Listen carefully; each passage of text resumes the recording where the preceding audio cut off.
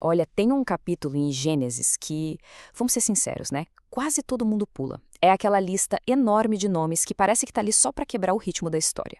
Mas, e se eu dissesse que bem ali, nessa lista da família de Esaú, em Gênesis 36, está escondido um dos segredos mais profundos sobre o jeito de Deus agir na história? Pois é uma situação bem comum, né? A gente tá lá, lendo a Bíblia e de repente, pá, uma genealogia.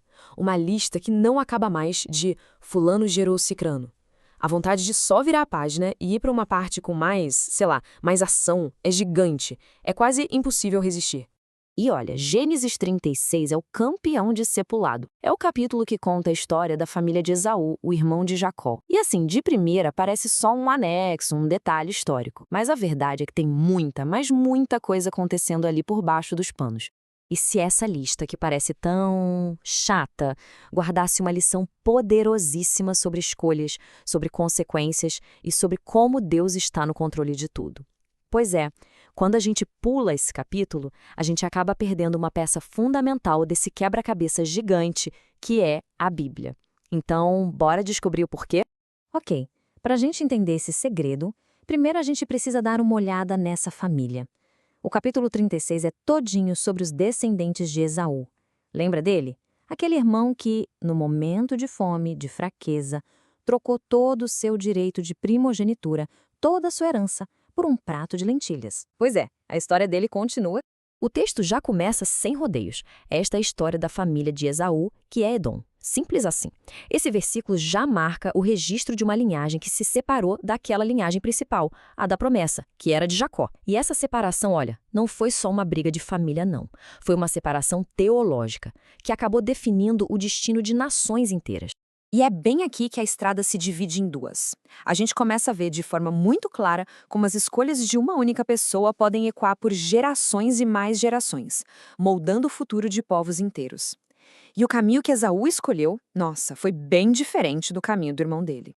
A diferença entre os dois é gritante, né? De um lado, Jacó, que mesmo com todos os seus defeitos, se esforçou para ficar na linhagem da aliança, casando com gente da família. Do outro lado, Esaú, que fez exatamente o contrário. Ele foi lá e casou com mulheres cananeias, sabe?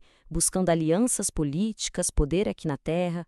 As decisões dele eram todas pensando no agora, no ganho imediato, e não naquela promessa de Deus para o futuro.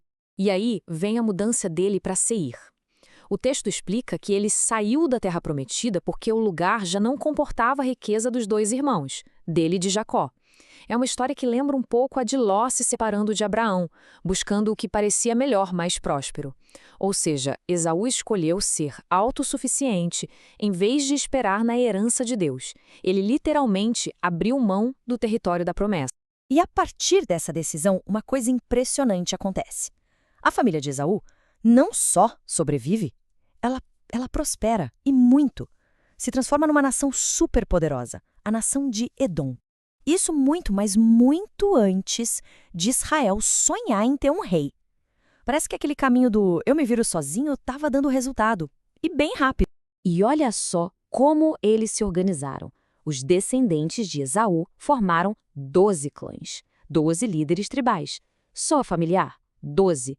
Pois é, isso não é coincidência nenhuma. É um padrão que reflete, que espelha a futura organização das 12 tribos de Israel. Isso mostra que sim, a bênção de Deus alcançou Esaú também, só que de um jeito diferente, um jeito fora daquela aliança principal da promessa.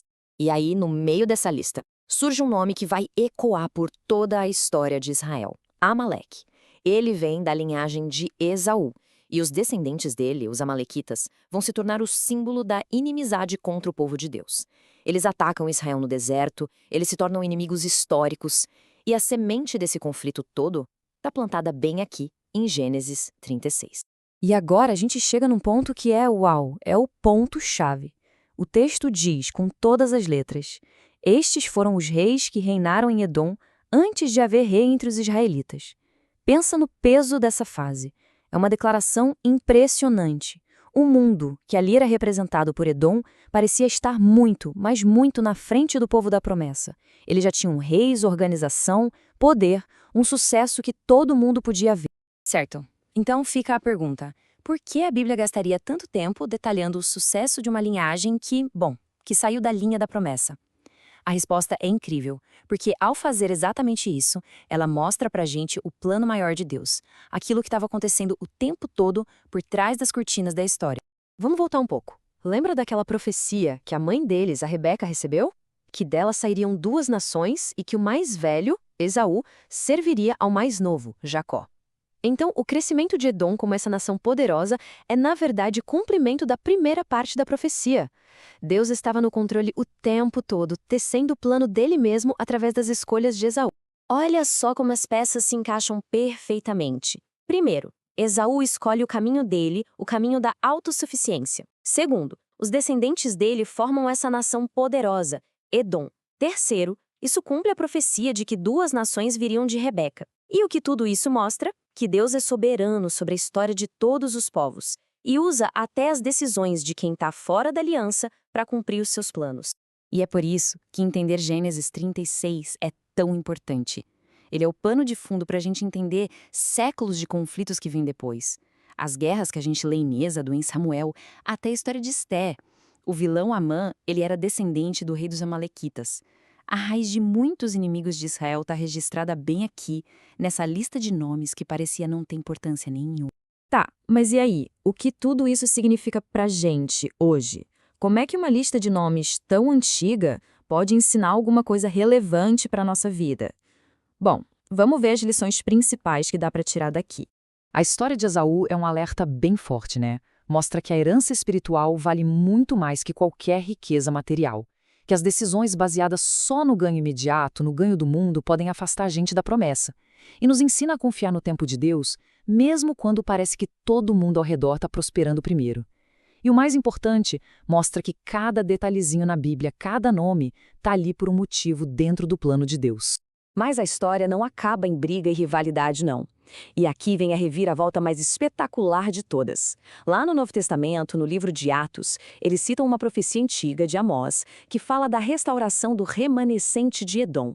A graça de Deus que a gente vê em Cristo é tão grande que se estende para reconciliar todo mundo, convidando até os descendentes dos inimigos históricos para fazerem parte do reino dele.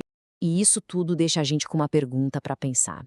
A nação de Esaú teve reis primeiro, teve poder, teve riqueza. Para os padrões do mundo, eles eram um retrato do sucesso. Mas o que é sucesso de verdade? Gênesis 36 nos desafia a repensar o que a gente valoriza, a recalibrar nossas prioridades e, acima de tudo, a confiar que o plano de Deus, mesmo que às vezes pareça lento ou meio misterioso, é o que realmente importa e o que vai prevalecer no final.